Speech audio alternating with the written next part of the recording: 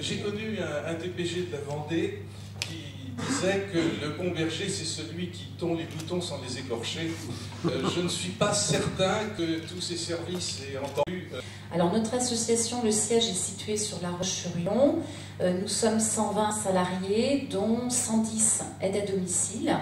Et nous intervenons auprès de 1400 bénéficiaires chaque année.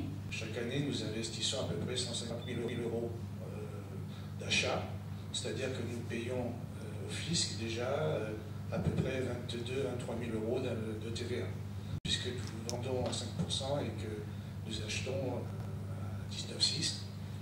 Le calcul est vite fait. Alors, dans cette recherche de financement, nous avons constaté de toute façon que nous n'avions aucune subvention. C'est même pire que ça, puisque nous devons payer des locations au Conseil général pour exploiter la ligne de chemin de fer qui va de Mortagne aux Herbiers. Alors, la première réflexion a été de savoir si nous étions dans le cadre d'un organisme d'intérêt général pour pouvoir bénéficier du mécénat. Il a donc fallu étudier nos statuts qui avaient été faits à la va-vite il y a 25 ans, quand le Puy du Fou nous a concédé l'exploitation de ce train. Et on s'est aperçu qu'en fait on était complètement à côté de la plaque. Et on a tout revu, point par point, parce que en fait le fisc ne nous demande pas, on n'a pas la possibilité d'avoir un agrément.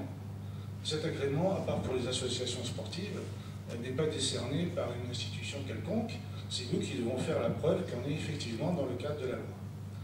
La loi en question, c'est l'article 238 bis du Code général des impôts, et il faut trouver là-dedans ce qui correspond à notre activité. Ça n'a pas été simple. On a fini par trouver la petite niche qui fait qu'effectivement nous sommes un organisme d'intérêt général. Alors après, on nous a dit il faut faire une demande de rescrit. C'est là que ça se passe. Nous avons cherché à voir quelle forme de mécénat nous avons besoin.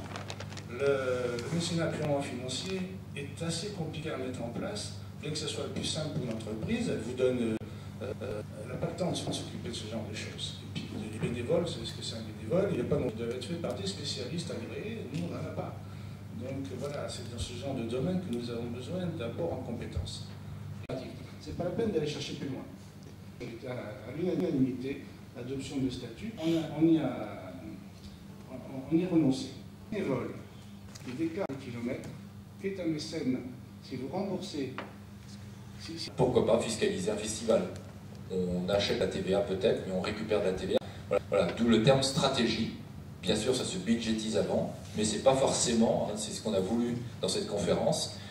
Et l'administration considère que dans la mesure où c'est un régime de faveur, vous devez respecter certaines conditions.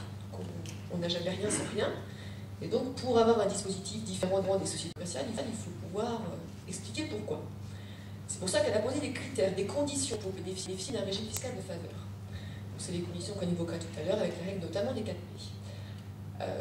Pour bon nombre d'associations, on se considère comme sans but lucratif depuis des années, voire même on a des décisions, des courriers écrits de l'administration datant d'il y a quelques années, qui vous disent oui, il n'y a aucun souci, vous êtes d'intérêt général, vous êtes sans but lucratif, selon la question qui a été posée.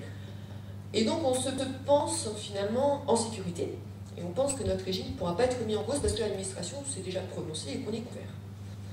Le problème, c'est que l'environnement autour de nous évolue. Bienfaisance, donc vous êtes exonéré dans le cadre de 6 manifestations annuelles. Vous pouvez peut-être en sortir, d'une part parce qu'on va considérer quand même comme dans le cadre de manifestations vous procurant des déjà des spectacles. Parce que par nature, même si j'exagérais en disant des Johnny, ça sans doute c'est pas la même nature, mais vous voyez bien ce que je veux dire. Si on ne peut pas dire je prends 6 manifestations dans l'année, on va dire que ça c'est de la bienfaisance, mais le reste de l'année je fais la même chose. Non, il faut que ce soit de nature exceptionnelle, de caractère exceptionnel. Les 3, si elles sont regroupées sur un laps de temps très court, ne constituent qu'une manifestation. Ce qui vous avantage, puisque vous pouvez recommencer un mois après. Hein. Donc c'est pas forcément une manifestation unique sur une soirée, la notion de manifestation. Ça. Et valoriser son image en interne, et créer au niveau des salariés des solidarités et une appartenance à l'entreprise que vous retrouvez, qui est fondamentale dans l'entreprise aujourd'hui. Du monde des mois de 20 ans. ça. Le mardi soir, j'en ai fait quelques-unes. C'est bien aussi. Habitat humanisme de Rennes, hein, ce système. Permet de Ah bah bien sûr, oui d'accord. Ils ont des chefs d'entreprise.